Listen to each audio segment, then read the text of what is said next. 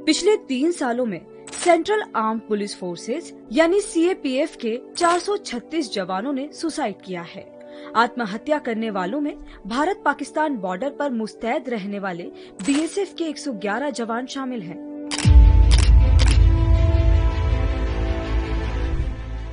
इस बात की जानकारी पिछले साल मार्च में केंद्रीय गृह राज्य मंत्री नित्यानंद राय ने राज्यसभा में दी थी।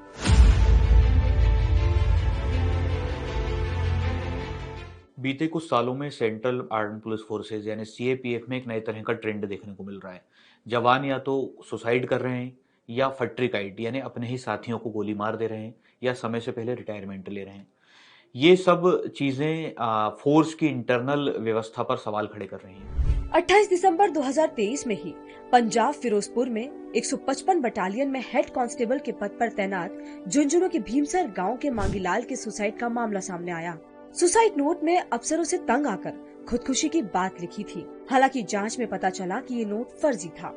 इस केस में मांगीलाल के बेटे राजेश का कहना है कि उनके पिता 30-32 साल से फोर्स में सेवाएं दे रहे थे। उनके निधन के बारे में परिवार को किसी अधिकारी ने नहीं बल्कि एक जवान ने सूचना दी। यहाँ तक कि मांगीलाल की पोस्टमार्टम रिपोर्ट भी परिवार को नहीं दी गई। फिर बाद में अभी तक बड़ा मतलब कोई भी अधिकारी को हमारे पास कोई सूचना नहीं है कि क्या घटना हुई है। वे इन सुसाइड मान रहे हैं लेकिन यह सुसाइड नहीं है। मैं ये पूरी जांच करवाना चाहूँ। नौकरी की वजह से तनाव में रहने वाले निरंजन की कहानी भी कुछ ऐसी ही है, जिन्हें समय पर छुट्टियां नहीं मिली और इस वजह से उनकी पत्नी और नवजात की मौत हो गई थी। वहीं किडनी की बीमारी से परेशान राम बाबू ने छुट्टी न मिलने से तंग आकर बीएसएफ से ही वॉलंटरी रिटायरमेंट ले लिया था। इस तरह के बढ़ते मामलों को देख होम मिनिस्ट्री ने टास्क फोर्स का गठन किया था। इस जांच कमेटी में इंटरनल सिक्योरिटी के स्पेशल सेक्रेटरी बीएस के कौमुदी, आईटीबीपी और बीपीआरएनडी के 2 आईजी रैंक के मेंबर शामिल थे। टास्क फोर्स ने अपनी रिपोर्ट गृह मंत्रालय को सौंपी थी। इसमें ऐसी घटनाओं के पीछे 3 बड़ी वजहें सामने आई। पहली, सर्विस कंडीशन। इसमें छुट्टियां ना मिलना सबसे बड़ा फैक्टर है, जिससे जवान ऐसे कदम उठाने को मजबूर हो जाते हैं। दूसरी, वर्किंग कंडीशन। इसमें काम के ज्यादा घंटे, रेस्ट के लिए प्रॉपर टाइम ना मिलना, अकेलापन की फीलिंग होना, सोशल और फैमिली सपोर्ट ना होने जैसी वजहें शामिल है। और तीसरा, पर्सनल इशू। इसमें मेडिकल और फैमिली से जुड़ी फाइनेंशियल प्रॉब्लम और परिवार के साथ रिश्तों में तनाव शामिल है। जांच कमेटी ने पाया कि इस तरह के मामले तब होते हैं जब जवानों की दिक्कतों को सुना नहीं जाता। इस मामले में मैंने बीएसएफ के एडिशनल डीजी के पद से रिटायर हुए संजीव कृष्ण सूद से कुछ सवाल किया।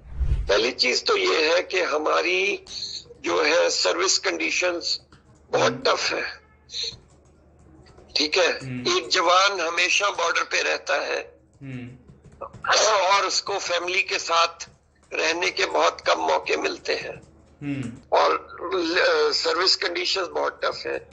आप देखिए ना, हर इलेक्शन में जम्मू कश्मीर छोड़ दीजिए जहां पर एलसी है, बाकी जगहों से 1/3 और या इवन ज्यादा भी ट्रूप्स विड्रॉ कर लेते हैं बॉर्डर से। तो जिस बंदे ने आमतौर पे 12 घंटे की ड्यूटी करनी है, वैसे तो 8 से ज्यादा नहीं होनी चाहिए, पर जवानों को इस सर्दी में, भरी गर्मी में बहुत लंबी ड्यूटीज करनी पड़ती है। बीएसएफ के जवानों को आर्मी की तरह सुविधाएं भी नहीं मिलती हैं, यहाँ तक कि इन्हें छुट्टियां भी ठीक से नहीं मिल पाती हैं। 100 दिन की जैसे छुट्टी, आपने एक बात बताई कि 100 दिन की छुट्टी होना चाहिए। अभी कितने दिन की हो पा रही है? देखो, इनको ऑथराइज्ड है 60 दिन की एनुअल लीव और 15 दिन की कैजुअल लीव। वही नहीं पूरी हो पाती है ना, वही सारे जवानों को नहीं मिल पाती है। तो ये चीजें हैं। मिनिस्ट्री ऑफ होम अफेयर्स के मुताबिक 2019 से 2023 के बीच 5 सालों में सीआरपीएफ के 46,000 से ज्यादा जवानों ने वॉलंटरी रिटायरमेंट लिया है। मतलब जिस पीरियड तक नौकरी करना थी उससे पहले ही जवानों ने अपनी नौकरी को अलविदा कह दिया। इस मामले में सबसे ज्यादा केस बीएसएफ के हैं। 21,000 जवानों ने बीएसएफ से रिटायरमेंट लिया है, जो अपने आप में कई सवाल छोड़ गया है।